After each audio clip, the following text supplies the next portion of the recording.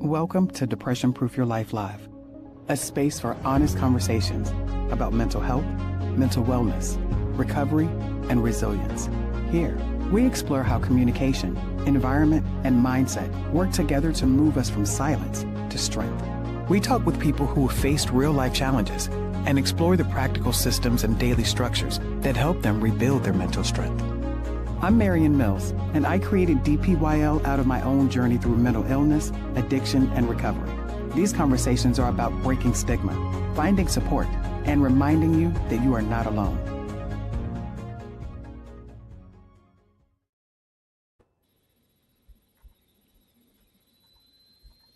Good evening. Good evening. Thank you so much for being here, and welcome to Depression Proof Your Life Live. Of course, this is a pre-recorded episode with our guest tonight, Lindsay. How do you? I didn't even ask. Russo. Okay, yeah. that's what I thought. Everyone asks that. Yeah. Yeah, I should have asked before, of course, but of course, and I really do appreciate you for making the time to do this pre-recording. Since you weren't available. Yeah, I really do appreciate it. But yeah, so it is Russo, and that's what I figured. Yeah. I just wanted to make sure because we not really sure. Sometimes right. You don't want to assume. So our guest tonight is an award-winning actor, writer, and activist. She has starred in animated shows such as Transformers, War of Cybertron, Transformers, War of Cybertron on Netflix, and as well as some of the biggest AAA video games in the world. Before cementing herself in the entertainment world, she received a BA in sociology and anthropology from the College of William and Mary, and she also served as a combat photographer with the 101st Airborne Division, spending a year in Iraq documenting combat and humanitarian operations. She actually went on to achieve a master's degree in journalism from the University of California, Berkeley, and also has worked as an associate producer and investigative reporter for PBS. Wow, I love that. So she is also the media affairs director for the National Association of Voice Actors, vice president of QueerVox, and as well as on the Criminal Justice Committee for Common Defense. Like your accolades just go on and on and on. I really appreciate you. I like to stay busy. Yeah, no, I mean, thank you so much. and the thing is, meeting you. I think the first time I met you in person was actually in Costa Rica, right? Probably, yeah. That sounds right. Yeah. Yeah. What impresses me about voiceover, people that I've met in the voiceover world, you meet people with such diverse backgrounds, and yes. It's just so much more than voiceover, and even the people that I've met that actually have acting backgrounds, like, they've been in acting all their life, is still just doing so many other things. Yeah. So welcome so much. And I really appreciate you for being on the show. How are you tonight? I'm doing well. Thank you. Yeah, I'm very glad to be here because, as we chatted previously, talking about issues of mental health is just so important, just because of my own journey and then a lot of the communities that I'm involved in. Exactly. It's such a paramount part of that. Yeah. Yeah, definitely. And I'm glad, I appreciate you for saying the communities that you're a part of, because of course, with QueerVox, and I know as being a social worker, I noticed in the last couple of years before I left social work, I had a lot of clients that, that were either the kids were struggling with coming out, or their parents, they couldn't because their parents didn't accept it. It just a lot. So like you said, a lot of mental health around those rooms as well. So, so of course, before we get into your mental health journey, take us back to what led you to joining the military. Oh boy. Yeah, that's part of my mental health journey. Okay. So I had a really untraditional upbringing. My parents were in the National Park Service, and so I moved around a lot growing up, and went to university and studied. But I also, unbeknownst to me at the time, was struggling with bipolar disorder. And I had a huge breakdown manic episode my junior year. and Mhm. ended up in a really bad relationship, and needed to get healthy, all of those things. Yeah. Finally, I had a suicide attempt that I was hospitalized for, and that kind of started my journey towards um, proper diagnosis on the Okay. first hand and then Yeah. healing. So, once I got out of the inpatient facility, I was properly diagnosed, and that was a whole process of a year or so of trying different medications, seeing what worked. But once I got to a position where I was thinking clearly again and Yeah. realized that I had ended up in this lifestyle, this living arrangement that was just Mm. not good. Mhm. And I needed to get out, and I needed a job. I needed health insurance because, bipolar is at the time, it was considered a chronic illness, which was Yeah. uninsurable. Mhm. And I needed to get away. And so for me, the military seemed like a good way to do that. Okay. And I have learned in later years after getting out and talking to different communities and different groups that actually that is one of the most common reasons for women joining the military is to get away from either abusive family relations or abusive spouses, which Really? I didn't Wow. realize until I started sharing my story publicly. So that was Right. how I ended up in the military. And that brought its own challenges as well. But Yeah. one thing it actually was good for people who are bipolar is it provided a lot of structure, which is something that is really important. And so for Yeah. me, um, being deployed was actually the easiest time of my military service, which sounds very Really? strange, Okay. besides getting blown up and shot at and all of those things. Right, right. But the fact that I had something to focus on, something to keep my Mhm. brain occupied, Sure. not letting things spiral, Yeah. was actually, in a way, strangely helpful. And I was also lucky. I had fantastic doctors that I worked with. Oh, that's But yeah, so that's amazing. that's how I ended up in the military. Wow, this is interesting because that is I'm sure that you have seen as well, but that is rare. That is rare for it to and again, when we spoke, because I knew that you had combat service, Yeah. I just automatically assumed that that's where the mental health actually derived Oh, from. it So, goes so much further back. And I love to joke with people that like I actually have more PTSD over like the manic episodes I had than I okay. do from actual combat experiences in Iraq, because I think by the time I was in Iraq, I had already been Mm, through so much therapy and different, I was stable on medications, yeah, and so I had already learned a lot of the coping mechanisms, and good. I'd also already experienced a lot of really horrible things. Right. Yeah. So for me, I was actually able to handle and process Mm, better the mhm. situations that I found myself in while I was in the military, and then also when I got out. Not saying it was easy by any means, Right. but I think I was better equipped for things Yeah, I because was of about, it that. almost prepared you for it, right? Like Yeah, like you said, in a strange way, but your mental yeah, health uh, before going into the military actually prepared you for some of the things that you yeah, were exposed to. So yeah, it definitely makes sense. Yeah, like I said, that definitely uh, the complete opposite. So yeah, it's good to hear, and I believe rare, because I know for myself, and this is why I posed this question to yeah, anyone that's been on the show. I always like to find out what someone's journey was like, and I hear you when you said that you had some great doctors.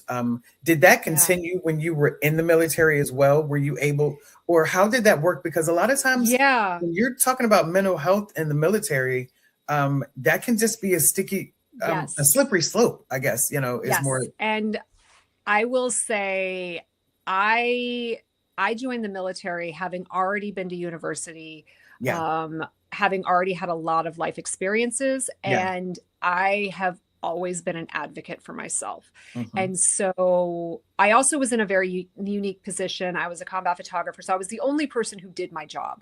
Okay. And because of what I did, I had a lot of access to a lot of people within the military. I'd go out on Gotcha. missions with like infantry privates, and That's then right. I'd Yeah. be To helping generals. Yeah. manage a general, That's yeah, right. having a press conference. So Okay. because of that, I had a lot of autonomy, but I also knew people.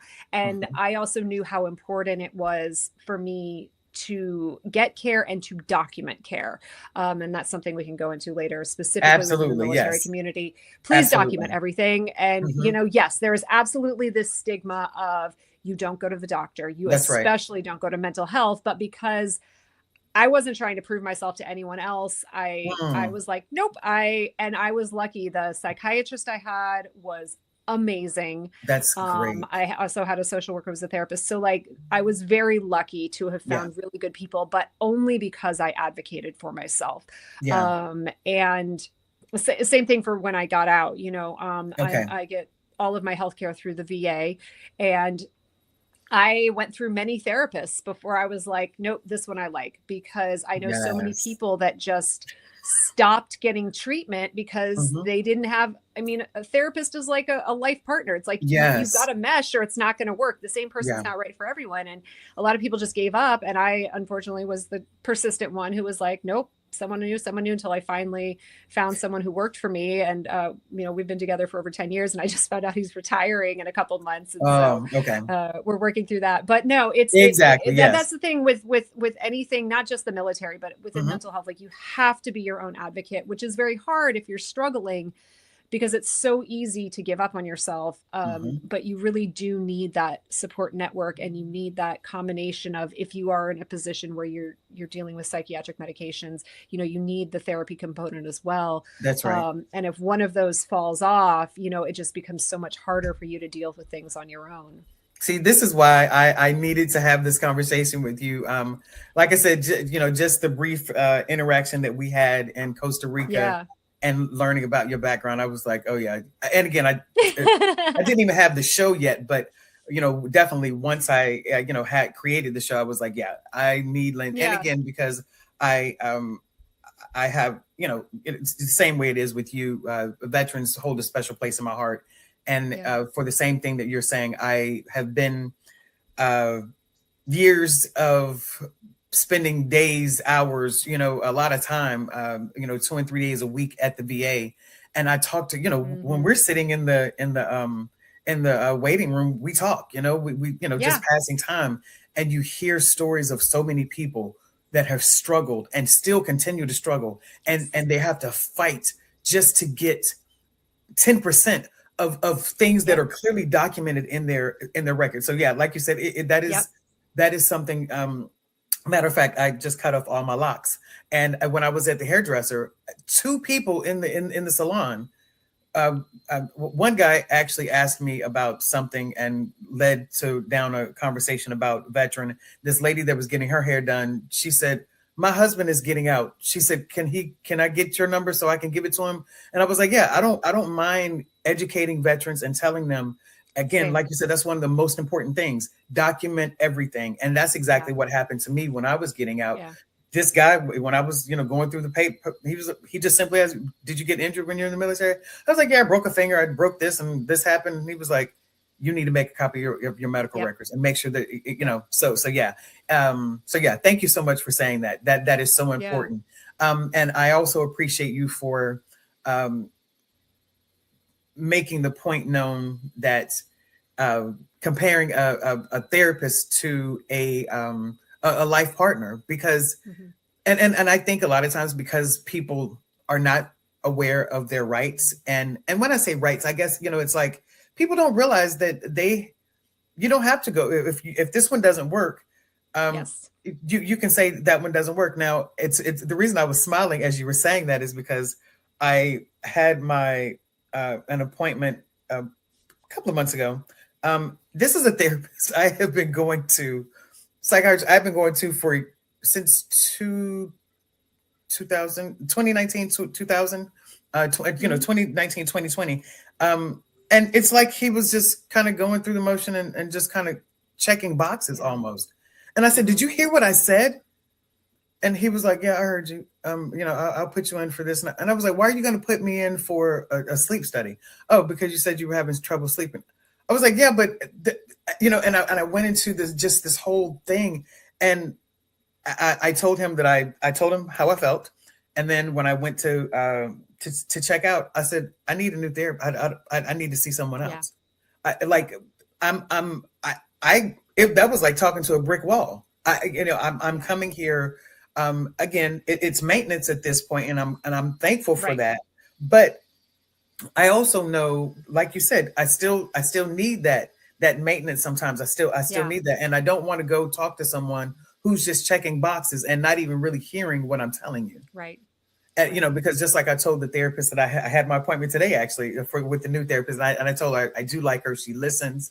Mm-hmm. And there were times that she actually stopped typing and turned to me, and which is, the guy that I had,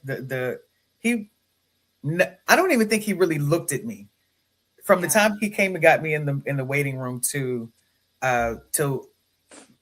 actually until I told him, and he actually kind of looked at me like wait a minute, almost like he wasn't used to it. But unfortunately, there's a lot of not just veterans, but people that don't know how to advocate for themselves, or don't realize that they can. Yeah. So that's awesome. And so you never had any outside, after you got out of the military, you never had any a civilian doctor? Oh no, my therapist is a civilian doctor Right. because the VA is so backlogged Of course, yeah, that through getting community care or something, but still. so it's through community care, and he's worked with veterans long enough that he knows how to work the system and reauthorizes me every 6 months. And that's Oh, another that's thing, is it's awesome. like, See, if you do get a yes, civilian provider, you have to find someone who knows how to work the system, because if you don't put those reauthorizations in, if they have to like fax documents over, like an actual fax machine. yes. Hmm. And so there's so many ways that people can fall through the cracks. Absolutely. So, finding someone that is able to work with you, but also work with the system, is really important. And I'm sure Absolutely. there's similar situations in the civilian sector, like your HMO only authorizes this many sessions, but Hmm. if the doctor puts in this type of note, maybe you can get more. And That's right. Yeah. Yeah. Yeah. So, I hear a lot of veterans talk about how hard of an adjustment it is. Um, and you actually said it earlier, that was actually very helpful to your diagnosis, which is, a loss of routine, a loss of camaraderie, mm-hmm. a loss of structure. Did you it doesn't sound like you did, but did you ever experience that? How long were you actually in, and did you ever experience just struggling with that loss of that? Yeah. Yeah, if you could talk about that. I was medically discharged just short of 4 years. Okay. But and again, like I said, I came into the military having already done quite a bit in my life, but I Hmm. definitely had a hard time transitioning when it came to people not understanding, Mm. my lived experiences. Hmm. And, everybody has their own struggles, That's right. but when you've been to combat, it really puts things in perspective. Mm. And as much as I abhorred the Iraq War, and I speak vocally about how much I oppose the war, which got me in trouble in the military, but it happens. I definitely looked at life a little bit different, and things that seem overwhelming or Yes. horrible uh, are put in perspective. And Yeah. I'm like, at the end of the day, I can say, well, this is still better than being shot at in the desert. Hmm. And when you have that point of view, Right. sometimes it does make it difficult to connect with other people, and have shared, experiences, and shared experiences, because things that can seem like a really big deal to other people Mm, just yeah. aren't to me.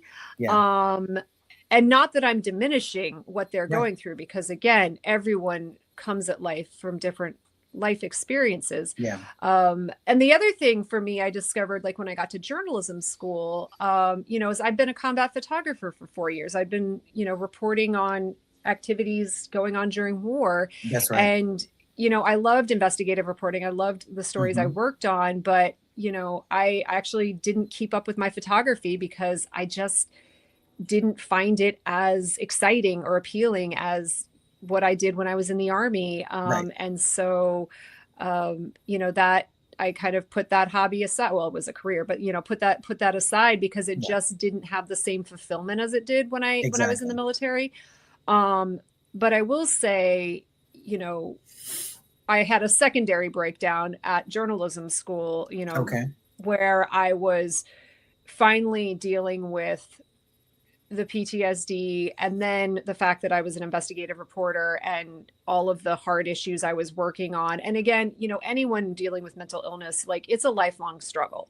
The meds Absolutely. that worked for you 10 years ago don't necessarily still work. Exactly. Yeah. And so I definitely, but because years and years of therapy, I was recognizing symptoms. I was like, okay, I'm not eating well. I was dealing with Right. Right. insomnia, Right. Yeah. You I identify was all these like, things, right? yeah, it's like I was like, something has to change. I need to make a life change. And Yeah. that's when I decided to leave journalism, because I realized, and Mm. this is the reason, like, I didn't go into social work when I got out of undergrad, was that Right. I know I have a hard time disconnecting from other people's problems, Yeah. and then also dealing with my own. And so, Yes. like, dealing with, oh, maybe there is some stuff I'm still trying to deal with the military, and then, like, oh, these stories that I'm working on as a journalist are just staying with me. I was like, Right. Right. I love what I do, but I will not be a healthy person if Hmm. I keep going down this path. That's And so right. I made the decision to quit journalism and go back to acting, and people thought I was insane, obviously, to do that at whatever age I was, later in life. Yes. But it was a choice I made that was specifically focused on my mental health and well-being. You know, of course, I was again, especially I'm smiling so much as you were sharing that because definitely I I left social work. I had to Mm-hmm. leave social work for the same reason. Like I I cared deeply about the people that I was working with and the people Yeah. that I was helping. And I tell people, I've told some of the guests, that there are times that I have, that this platform helps with this, that helps me be able to tap into the social worker in me without, like you said, Yeah. holding on, for too much because you're sharing your Yes. story. Um, uh, and it's very therapeutic to talk about things, Yeah. uh, Yeah. it's very therapeutic to talk about things. So it's again, and I think that it's very important, and you have touched on this a number of times. It is extremely important to be self-aware. Where you Yes. are actually aware. It's like, okay, I'm not eating right. Yep. My thoughts are kind of, all over the place. Yep. Exactly. And again, just being honest with yourself Yeah. um, plays a huge role in knowing when you have to go back for therapy, or you might need medication changes, Yes. or just Yes. need community, whatever it is. Only you and your therapist, or your team, but those things are extremely important. Uh, Right. so Yes. so yeah. So yeah, it is. It's very interesting. And again, talking about transition, that's a bold transition that you made. So you said that there was some difficulty transitioning out of the military, but then Mm-hmm. you also realized that having to transition again, it's like, okay, what I thought I was going to be doing is not conducive for me either. Exactly. So Yeah. and although I'm quite sure that it was a shock for other people to say, like, what do you mean? You mean you're leaving? Again, that wasn't an easy decision for you to make, I'm sure. No, no. but you knew, and I say that it was bold because so many times, I believe that that's another aspect of mental health is sometimes we stay stuck because we just feel like, hey, this is Yes. where this is just what this is what I've always done. This is Yep. what, my family's done or something, knowing that this is Yes. not, your heart's not in it, whatever it may be, whether it's Yeah. your heart's not in it, or you aren't happy. I like the way Yeah. that you put it, the way you said that it's not feeding, um, you weren't getting anything out of it. And it's so good that you were able to tap into that and recognize, like, Yeah. I'm missing something. I can do it. I'm talented enough to do it. I have the Yeah. skill set to do it, but I'm not getting anything out of it. If you had stayed in that, like you said, you would have been affected by it. I Yeah. do want to back up just a little bit because I Yeah. heard you say something about PTSD. So you said that before you went in, it was bipolar disorder. Yeah. Was the PTSD, of course, diagnosed after your combat, after being in? Yeah. Yeah. Okay. Yeah. And I will say, PTSD, a lot of times people only equate that with combat or Yeah. traumatic experiences or things like that. But, one of the things that I I have learned is that, there's all different types of trauma, and Mhm.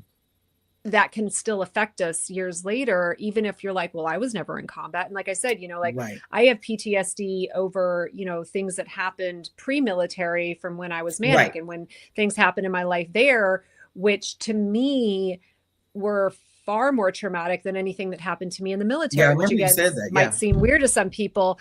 But I just want to make sure people realize that, like, you could be experiencing PTSD and it's not necessarily, has to be combat related. It could Not at be all. Yeah. emotional abuse. It could be anything, if Yes. it's something that is impacting your life and how you're living. I know within mental health, we need to be very careful with the language that we use Yes. and the assumptions that we make. And that goes to the people dealing with it too. Like, don't downplay your experiences just because Yes. you think it doesn't fit what society says Yeah. this box means, Hmm. and again, like when I found out later after, talking to a couple women's groups, veterans women's groups, that there is such a large number of women who were in the military because of trying to escape abuse. Yeah. And, then there's high rates of abuse in the military. In And the so now military. you're Absolutely. compounding Yeah. women who came into the military traumatized and then were Yeah. re-traumatized, and Hmm. it's a cascading effect. Yeah. And so yeah. Yeah. No, I appreciate you for saying that. I know when I was a social worker working in child protective services, Yeah. I tried to make sure that anytime in the beginning, I hear people in the beginning, I would ask people, do you have any mental health disorders? Oh, no. Oh Um, no. no, I don't. No, I don't. But Yeah. as you're continuing to talk and just assessing, you're like, yeah, they would say something about having depression or anxiety, Mm-hmm. and so instead of asking, I started being very specific. Do you have any diagnosis? Do you have any? Because again, like you said, sometimes the language that we use, whether it's because Yes. we it's because of our education or because of our lived experience, we're just familiar with different Right. medical terms and diagnoses. But yeah, Yes. so yeah, I appreciate you for saying that because it is very important to make sure that people understand that PTSD, I mean, looking at, experiencing 9/11, caused a lot of Yeah. people to have PTSD, yeah, like you said, it's just so many different experiences. But I think the reason a lot of people make that connection with combat and the military Mm-hmm. is because I think years ago, when people were getting out, the Iraq, I think that's around the time that it was um, more made more aware. And I think you heard the Yes. term PTSD, and it was Yeah. associated with combat. So people Right. only associated it with that. So yeah, I really Right. appreciate you for actually Yeah, because pointing that people out. didn't talk about it before. Yeah, The military had a exactly. history of Hmm. obviously the fog of war and like, Yeah. not treating it and not acknowledging it. And so yeah. Hmm. Hmm. Um, so I know that when we initially talked, you said that you had a dual diagnosis. Can you actually explain to the people that will be watching this that may not know what dual diagnosis is, what it is, and how that has actually impacted your life, and like what your journey has been like and where you are now? Yeah, you mean mental health diagnosis? Yes, because you Okay. well, Yeah. because I believe you said you had a dual diagnosis, correct? I mean, yeah, Hmm. yes. So the bipolar disorder is obviously like the primary issue I deal with, right? Or have dealt with for most of my life. Like it is Yeah. the thing that governs all other things. Hmm. Um, but most, I don't know, I'm not an expert. Please don't take everything I say, but in my experience, most mental illnesses do not exist in a vacuum. And um, the reason I'm kind of hyper aware of it because of the bipolar disorder is because bipolar disorder is one of the conditions that is most commonly misdiagnosed because it has symptoms of a variety of disorders. Like, Yes. there's elements that are similar to depression, to OCD, to anxiety, to all these things. And so Hmm. it's very common for bipolar people to be misdiagnosed. And that happened to me. My early suicide attempt was because of a misdiagnosis. I was diagnosed with depression. I was put on antidepressants. And unfortunately for bipolar people, if you put us on antidepressants, it does the opposite and it makes us suicidal. Right. That's how I found out I had bipolar disorder when I tried to kill Hmm. myself because I was not Right. depressed.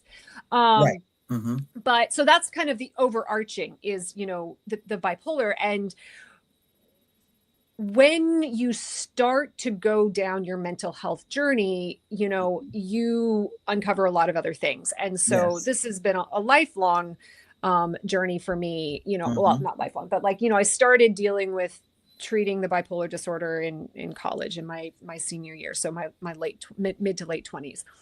But as we get older, things happen, we evolve, we experience things. And so, once one thing started to be under control, other symptoms would pop Oh, up. of So it's course. like, Yeah. okay, after 10 years, I'm stable. I'm not dealing with manic episodes. I'm not dealing with Right. hyperdepressive episodes. Great. Right. Oh, but I now have insomnia and I haven't slept in 10 years and I Yes. have anxiety and I don't like to be in social situations. And now Right. I'm dealing with my military experience. It's like, Hmm. so when the big issue is under control, well, now you have the ability to address the other issues, That's right? right. And Yeah. it's not all going to be medication focused. Some of it is cognitive behavioral therapy or, DBT or all the different types of therapies. And so it's like, I feel like it's very rare that someone is going to have a mental condition in isolation of everything else. Like I have this one thing and that's it. Oh yeah, Maybe definitely. I'm sure it happens. I just, in my experience, it hasn't. So it's like, great, Hmm. I've got my bipolar under control. Well, shit, now I have to deal with insomnia and now I have to deal with anxiety. And there's different approaches and different ways to deal with that. Yes. Um, that all work together, and it's not like you forget about the bipolar in order to deal with all these other things. It all At intertwines, all. but Hmm. especially within mental health, you have to deal with the crisis first. It's like when you triage a car accident. I was an EMT way back in the day. It's like, okay, airway, breathing, circulation, are they breathing? That's the Mm. number one problem. If they're not breathing, you deal with that. You forget they could be bleeding out. Who cares? You got to get them breathing. If they're breathing, you move on to the next thing. Okay, Yes. do I see an injury here? Now I see that they're bleeding out. Now I'm going to treat that. Hmm. But you have to deal with the number one problem first. Then once that's stabilized, then you can start to deal with some of the other issues that happen. But also knowing that nothing's ever you're never fixed. I mean, we're Yes. humans. Exactly. Like No. Yeah. you Hmm. don't solve. It's like yes, bipolar, like many other mental conditions, is something that does need to be medicated, right? Yeah. There is a my brain is wired differently, just like Mm-hmm. people with schizophrenia and things like that. It's like our Right. brain is wired in a different way, and we need medication to help with that. Yeah. Other conditions, therapy alone is enough to handle it. Or Mm-hmm. maybe you need medication for a little while you get the therapy, and then you move on from there. Right. Um, it's a lifelong journey. Like, I will Yes. never be fixed, quote unquote. Like, I know that I have to make life decisions, and that while I'm always thinking about that in the back of my Mm-hmm. mind. Mm-hmm. I have gotten to a point in my life where it's like, if I feel like I am, around people that are draining on me or toxic to me, or Mm-hmm. I choose to walk away. I have walked away from jobs because Yes. I was like, this is not a healthy place for me to be. Yeah. I'm making the choice to step away. That's right. And that's something I always, and even everything like, how much sleep I get. Like, I'm very Mm-hmm. protective of my sleep, not just because of the Yes. insomnia and So everything. Like, true. I Yeah. know that I do not function well if I don't get a certain amount of If I sleep. don't I get mean, sleep, my right. diet, I'm vegan, it's not for everybody, but it's like even the food that I eat, Mm-hmm. and there's so many studies that have shown the relationship between food and mental health. And Yeah, like you so feel the effects, right? Yeah. absolutely. So, like, besides being vegan, like, I don't consume, processed sugars and things like that, and things that can cause spikes. Mm-hmm. Um, and the sleep is really a big one. I worked with a sleep specialist for years to figure out my ideal circadian rhythm. And, I think that when you've been on a mental health journey, Mm-hmm. you think about things a little bit different. And, Absolutely. you think, oh, do I really want to go hang out with people until 2 o'clock in the morning drinking? Well, No. Right. probably not. That's not for Right. me anymore. I'd rather be at home with my cats. Mhm. Um, and they're they're lifestyle choices, and Mm. sometimes they're easy to make, and sometimes they're not. But yeah, Yeah, what I hear you saying, and something that between transition and intention is what I hear, and mm-hmm. those are two very important things when it comes to mental Right, health. Um, it is very intentional. A lot of yeah, transitions can cause stress, whether they're good or bad. yeah, You going into a new job, leaving a job, making that decision, all those different things. But yeah, what I hear in everything that you've said is you are very intentional in the yeah, food that you eat and the places yeah, in your environment. Very much aware of the environment, the company that you keep, as they say. All of those mm-hmm. things, and you have to be, and it may sound like a lot for someone, but it just becomes a lifestyle, like you said, where you Yeah, have to be mindful.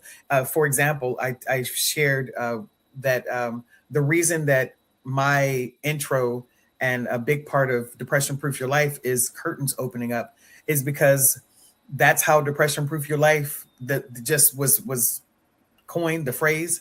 I was extremely depressed. It was my last inpatient stay, and mm-hmm. my brother would come over, would come to visit, and anytime he came over, he would always open the curtains. He was like, "Girl, you need to open the curtains." I was like, I never really noticed. I never noticed that I stayed in the dark. I did not open my curtains.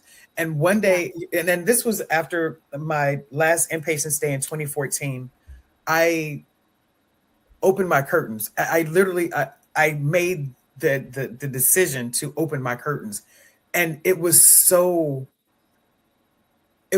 pivotal. It was so yeah, important. Just so, and I called my best friend and I told her, I was like, in tears, I was like, I opened my curtains, and I just told her just how good it felt to just simply let light in, and just, yeah, and in those early days, it was just simply opening my curtains or just doing those simple things yeah, um, that actually helped me come out, slowly but surely. And like you say, just being intentional and being aware of what works, what doesn't work. yeah. So did you ever try to self medicate uh, uh, with a lot of your? Oh yeah, You're oh like, yeah. I mean, when I got out of the army, I mean, I was never a big drinker growing up. I mean, growing up, you know, like college, all of that, I didn't really do Right. that. But when I got out of the army, I definitely like, you know, also it was a lifestyle thing in the military. You know, it's like you work hard, you play hard, right? It's like it was one of the few Right. escapes that you had. And so, like, yeah, I'd come home and I'd, you know, Yeah. make a vodka tonic or I'd do something like that, you know, Hmm. to not that I was cognitively aware that I was Hmm. self-medicating, but it's like Yeah. I can't sleep. Drinking a couple drinks at night at least helps me get to sleep. I know I'm only going to Right. sleep for two Right. hours, but I'm going to, you know, I'm going to get those 2 hours of sleep. And so absolutely, Yeah. you know, that was part of what I did for a while. And then, Yeah. you know, it doesn't work. And it usually Hmm. makes things worse. But Hmm. yeah, I mean, you get to a point, especially, you know, if you're dealing with a chronic condition as opposed to like, you know, spurts of depression. Like if it is something that you're dealing with all the time, you're constantly looking for ways to make things better. And Mm. Yeah. you know, the insomnia was really hard, because you know, if you don't sleep, it makes everything else worse. Yes. And so I literally was like at wit's end trying to find ways. Like sleeping meds didn't work, you know, all these different things didn't work, and I Hmm. was like, well, let's try and drink myself to sleep. Like literally, Yeah. it was trying to find something that would work. Yeah. Not so much like I need to drink to get high. For me, it was Right. more of a sleep thing. Yeah. Like I No, no, need to no. sleep. Yeah. Yeah. I was just telling I told my family that, in the past, just about, my struggles. And I remember telling my therapist, yeah,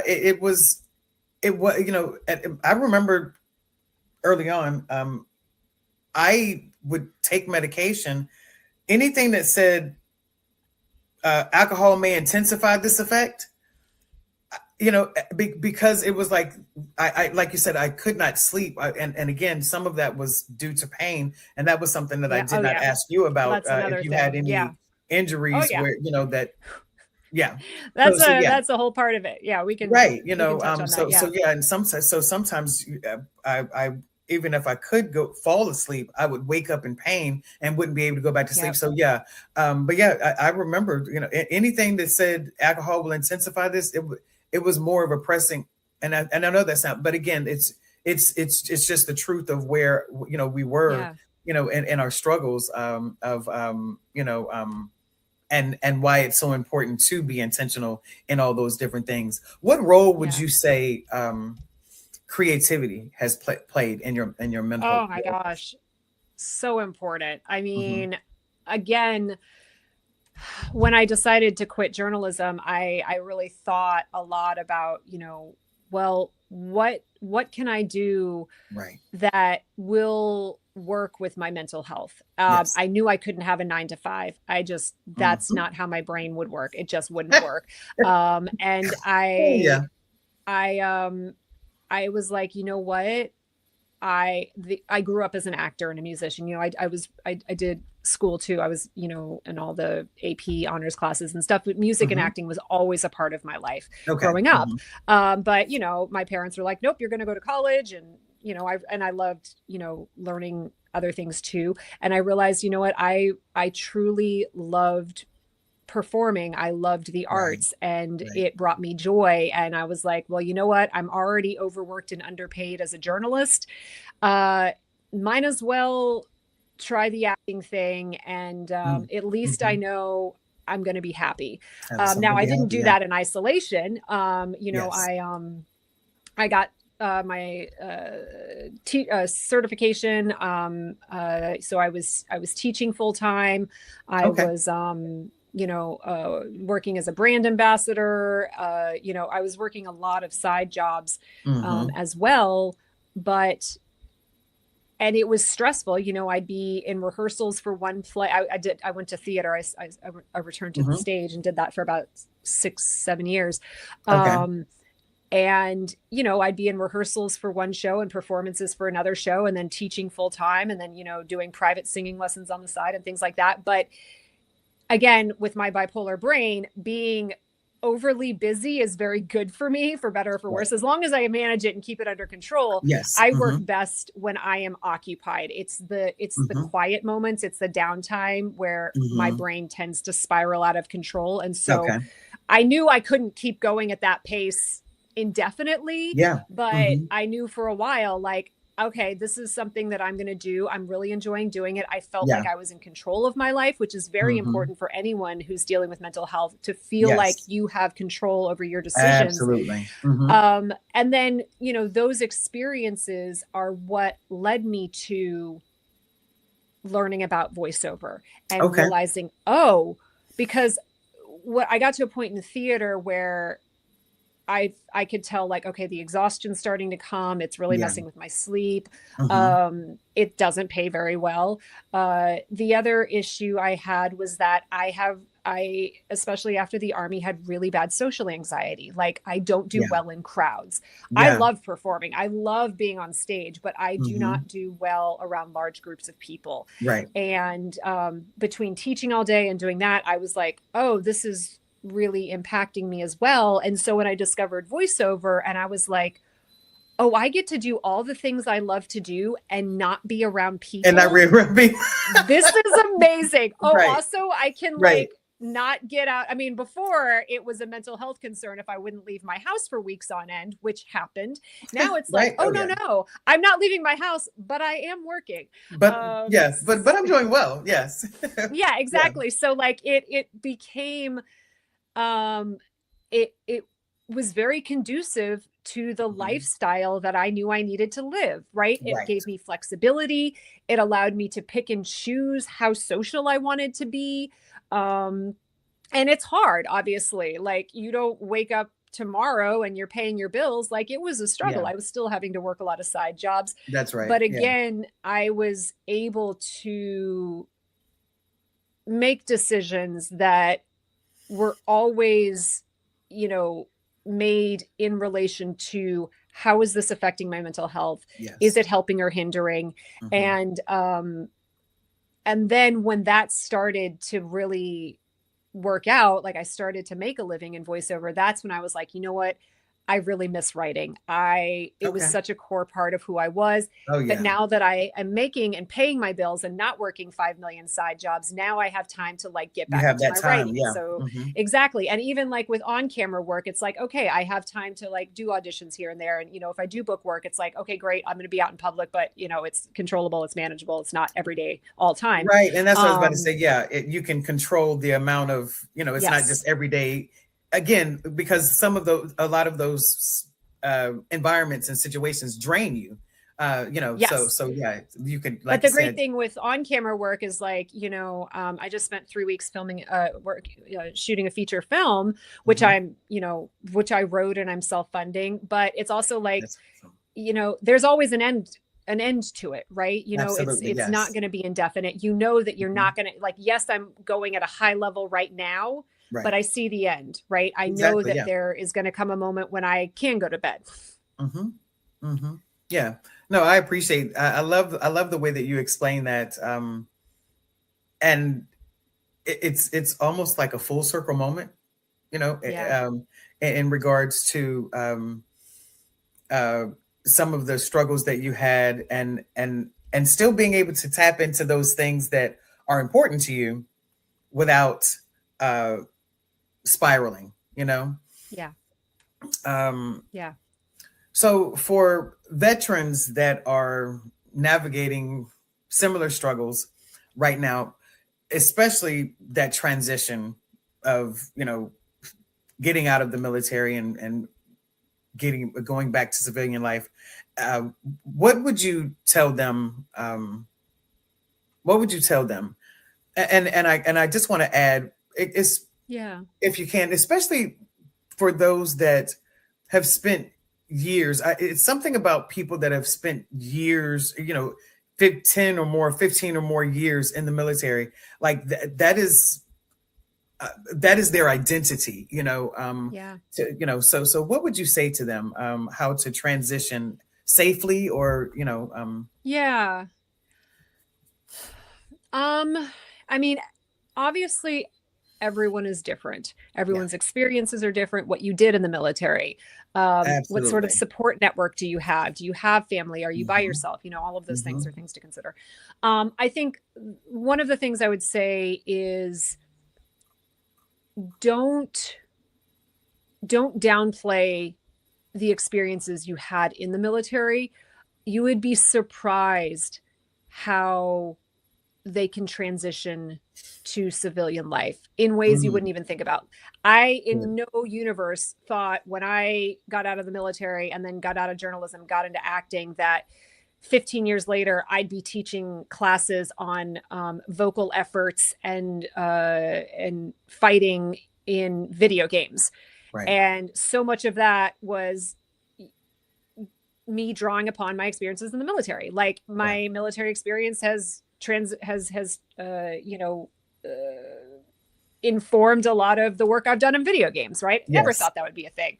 Yes. Um, and obviously there's more obvious examples. Like if you were an x-ray tech in the military, well, that's one of the best jobs you can get, is like an x-ray tech or an MRI Hmm. person, things like that. But Right. besides your actual like technical skills, the fact that you are an individual who was able to function under high levels of stress, high Hmm. levels of organization. You are able to deal with bureaucracy. Yeah. You are able to work in an environment with individuals that are from all walks of life. Hmm. There is a lot to be said uh, for for transitioning those skills to the civilian sector. And I know I've heard from people that like, oh, we love working with vets because you're always on time, you always show up on time, Right. you're Yeah. always prepared, things like that, things that you take for granted, that you realize, oh, this isn't necessarily the norm in the civilian sector. And so don't downplay that. The other thing is, it's never too late to get into the VA system, to file for disability. I just talked to a vet who I scuba dive with, and he got out in the 90s. And he was one of those, it's like, oh, I never went to combat. I never thought I deserved to file for disability. Like I thought I'd be taking away benefits from vets who deserved it more. And I was like, dude, okay, sit down. And he's a firefighter, right? He's a firefighter in New York. Um, and I was like, well, dude, did you get injured in the military? I mean, you had military experiences, just because you weren't necessarily actively in a combat zone doesn't mean you didn't have things happen to you. I mean, how many people get injured in training operations, right? Unfortunately, service members die every year in training operations. And so he finally was like, yeah, it's a really good point. And so he's going to file for his disability claims, which, he got out in 1998. So, and I've talked to other vets who got out in Vietnam and just never filed for disability claims, or didn't realize that they had education benefits or had the VA home loan, or things that a lot of times vets like to say, oh, well, I didn't have as bad of an experience as someone else. And so I don't need it. I don't want it. Uh-oh. And it's, yeah, just, and find a good VSO. I don't know if you're still here.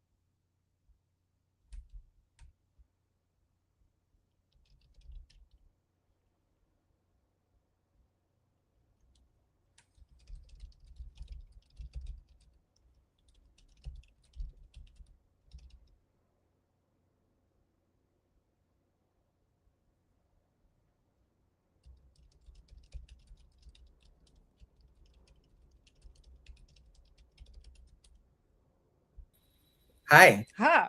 There Okay. you are. Okay. So it looks like it's still recording. Okay. It Yeah. is I'm still so recording. sorry. I Okay. stopped halfway through because I was like, oh, she's gone. She's gone. Yeah. No, So no, halfway through. the power flicked on. I don't know if there's some type of windstorm or I'm not really sure what's going on, but yeah, so please continue. My Yeah, apologies. no. Basically what I was saying is it's as a veteran, it's don't underestimate your skill sets. Um, and don't feel like that you are not deserving of benefits, Yep, and find a good veteran service officer because absolutely. the VA is impossible to navigate on your own. I Yeah. mean, it took me 10, 15 years before I got my full disability benefits. And it was Mhm. because I found a VSO who was also in law school and he Yeah. knew the system. And, Yeah. the system is made to wash you out. It's made Mm. to say no and hope you don't fight back. Right. And Yeah. so you need that Yeah. person who knows exactly what form to fill out and exactly how to phrase things Exactly and how to document, phrase document, things. Yeah. document. Even Yeah. if you didn't go to even if you didn't go to the doctor a lot while you were in service, go Hmm. now. Hmm. And don't even the smallest thing. Don't dismiss it. Right? We just now the VA is opening up for the fact that they realize so many of us suffered from burn pits. Well, I got out of the army in Right. 2007. They Yeah. didn't add the burn pit policy until what was it, 5 years ago? Right. Yeah. It was under And Biden. So it's like same thing with Agent Agent Orange, Orange. all Agent yeah. Orange wasn't Hmm. added until 20 years after Vietnam. So it's like, Yeah. don't dismiss what you have done. Who cares if you were a cook or infantry or whatever? Like you Right. served, you did your time. You know, you have benefits and you have things that you can access, but don't try to do it alone. Yeah. No, that's good. I that is so important. And the people in the salon that I was talking to, we were, just standing around talking. I wish that the VA would do a better job of, and maybe they do now. I don't know, but I hear so many people getting out and, not being aware of what they have a right to. And Yeah. people, some people are feeling bad for applying for disability. It's like, no, this I've is had that something, conversation with so many this people. is I'm like, something, this is your right. Like, yes. if you, and again, unfortunately, like you said, no matter how small something may be or seem, you may have Yeah. broken a finger or broke a toe, broke a foot and never had any issues with it. 10, Yep. 15 years down the line, you can be struggling with that. Exactly. Yep. So yeah, Exactly. I tell people to fight to get anything they're eligible for. They need to Hmm. fight for it, and they need to get it, and Yes. they deserve it, and not to feel bad about it, Yes. because and again, I think we kind of talked about this previously, but it's really sad, for anyone that served this country to have to fight for, Yeah. and really and truly prove that they've been injured. Yeah. Whether And I'm glad that you actually said, um, you know, start going to the doctor now, because that is something that I've heard a lot of people say, that it's like, oh, I can't claim that because I never went to the doctor for it. I had issues with it, but I never went to the doctor for it. And it's like, yes, you Yeah. still can, because of Yeah. for example, if you were, airborne, you might not have, you may have never went to about complaining about your knees or your ankle or your feet, but clearly, because of the job that you Yes. had, it's certainly Exactly. understandable that these are some of the, these are some issues that you're going to run into later on in life. So, um, Yeah.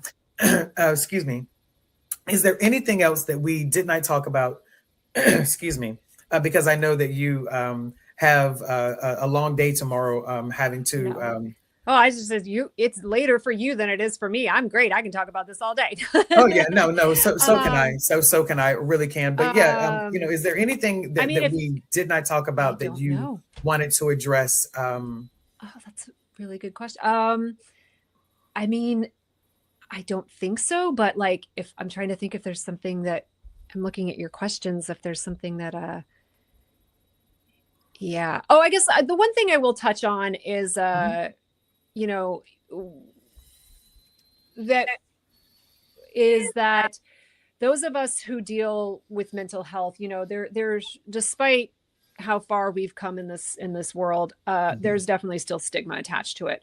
Oh And yes. I for the longest time wouldn't talk about my mental health. I didn't talk Oh about yeah. it to anybody except my therapist. And it wasn't until I started I worked on a documentary with a woman who she was a JAG officer in the Air Force, and she Okay. served in Iraq she was a JAG officer. She was one of the lawyers on the terrorism trials, right? They would bring quote unquote terrorists to JAG courts and try them in Iraq. Right. Um, and when she got out, she became a documentary filmmaker, and she did a documentary about women serving in combat, women in the military, and everything that we had to deal with. So she got first person stories of women dealing with sexual assault, things like that, because the rates Hmm. of sexual abuse in the military are exorbitantly high. And at the time I was helping her on the documentary, I was not comfortable talking about any of my mental health issues. And so I didn't. Hmm. And then when she started doing screenings of the film, and specifically when she would screen them for audiences of other female veterans, that Right. I started to hear stories from other women and Hmm. realize, wow, Yeah. this is so much more common than I thought. Hmm. I should have known, and there is absolutely power in talking about your experiences. Yeah. And while there may be stigma attached to it, and especially being in the entertainment industry, it's like, oh, great. I'm Yeah. always worried, like, what's casting going to think about this? What's casting going to think Right. about that? And I Yeah. finally got to a point in my life where I was like, you know what? I just can't think like that anymore. When I got back into writing, I was like, you know Hmm. what? I need to make my voice heard.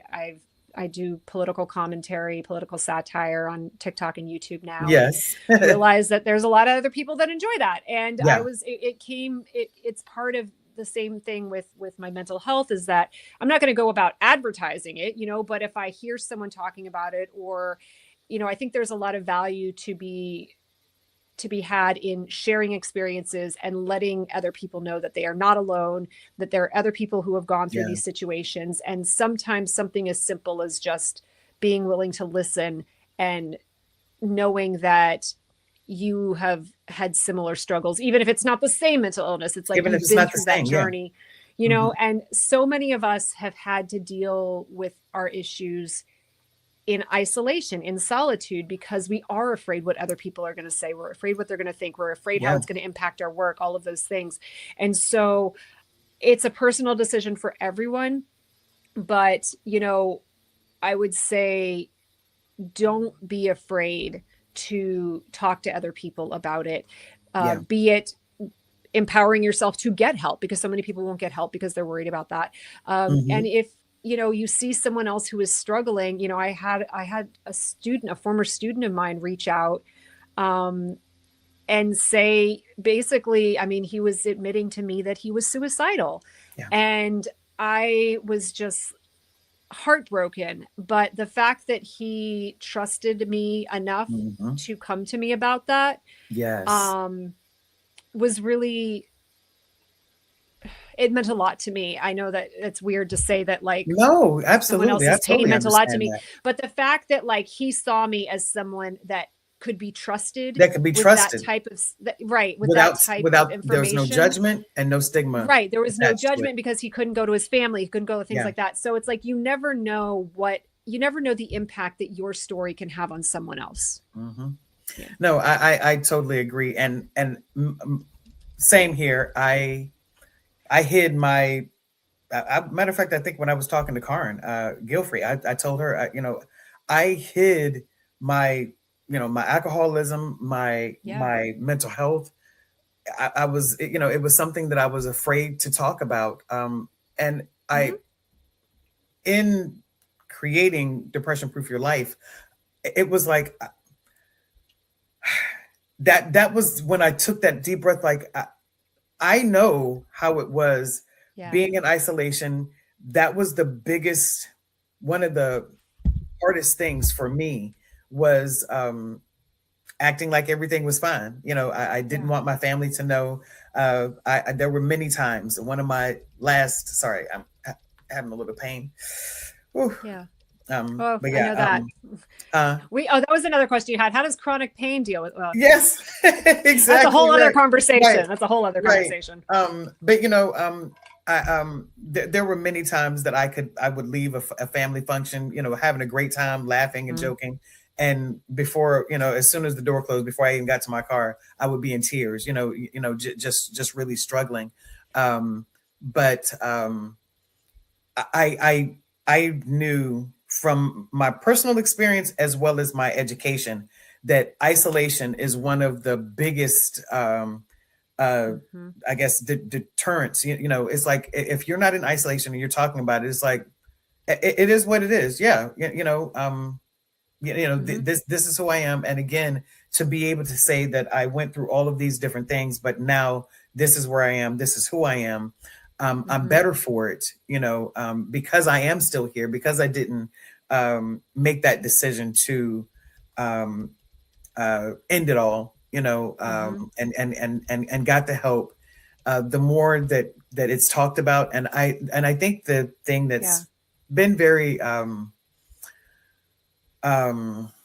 rewarding for me in having this platform is the number of people that have reached out to me. Someone actually sent me an email last week and said, I just watched the episode with Ash, where talking about, um, listening to that still small voice. Um, Yeah. and just, it was just what they needed, just what they needed in that moment for themselves. So it talking about things actually help. Yeah. Talking things through. So yeah, like you said, that young man, being having a safe person and a safe space to talk, um, knowing that you weren't going to judge him, Mhm. saved his life. I'm sure. Yeah. Was able to, because sometimes, just kind of processing things, and talking is like there's a weight that's lifted just from being able to share things that you may Yeah. not be able to share in certain communities, that whether it's your family, Right. immediate family, friends, so yeah. And again, like you say, yeah, chronic pain, uh that was, yeah, so yeah, so many different avenues and things that can actually play a part in Right. someone's mental health, uh, you know being, stable and steady, or kind of up or down, just depending Yeah. on whatever someone may be going through. Yeah. I really appreciate this conversation. I could literally Yeah. talk to you for days. I think that you Same, and I same. you and I are definitely passionate about um the same things when it comes to women. Yeah. Of course, it's women's uh national women's, I keep wanting to say Women's Health Month, but National Women's Month, right? National Yeah. Women's Month, is Something that? like that. Yeah. Yeah, yeah. And just veterans. So I love your passion, and your dedication to things that you care about. I really do. Um, Yeah. but and again, we'll talk, later, because whenever you have the time, you're more than welcome to be back on the show, because I Yeah. have been partnering with some local people working with veterans, for this very reason, just getting the word out, giving them a safe place to talk and be heard. Because again, like you said, sometimes when you're talking about Yeah. certain things regarding military talk, whether it's combat related or not, sometimes people are just like, what are you talking about? Like, Yeah. that's awkward or whatever. So I think that all of those different things are important, because just tiny conversations like that, even if it's not about mental health, can Yeah. be very therapeutic for someone that's been, for a veteran. So yeah, Yes. like I said, you're welcome back anytime. Love that. Let me put your information, all of Lindsay's contact information on all platforms is Yeah. Lindsay Russo. Hmm. Um, oh, Blue Sky. I've never heard of Blue Sky. Can you share what Oh, Blue Blue Sky is? Sky is fantastic. Blue Sky is the non hate fun-filled alternative to Twitter. I went over there because I quit Twitter a while ago because, well, reasons. Yes. And a lot of, academics and journalists have gone over to Blue Sky. And so it's just a much calmer place. Okay. So IG, TikTok, Blue Sky, Facebook, as well as LinkedIn. So so I appreciate that. Thank you so much. Thank you so much for having me. I appreciate it. Yeah, absolutely. I hope you have a good evening. Thank you again. I really do appreciate it. Let me play my intro and then I'll say some parting words, and then just privately, and then we'll be done. All right, just 1 second. Thank you for joining us on Depression Proof Your Life Live tonight. If this conversation stirred up heavy emotions for you, reach out for help. Call or text 988 for 24-hour support in the U.S. If you're outside the U.S., look up your local crisis helpline. If you'd like to stay connected with DPYL, make sure to follow and subscribe on LinkedIn, YouTube, and Facebook. And visit depression-prooflife.com for resources, blogs, and to share your story. Depression Proof Your Life offers workshops and trainings designed to help teams reduce burnout and strengthen resilience. Together, we're building a community of strength, clarity, and resilience. Until next time, take care of yourself. And remember, healing is possible.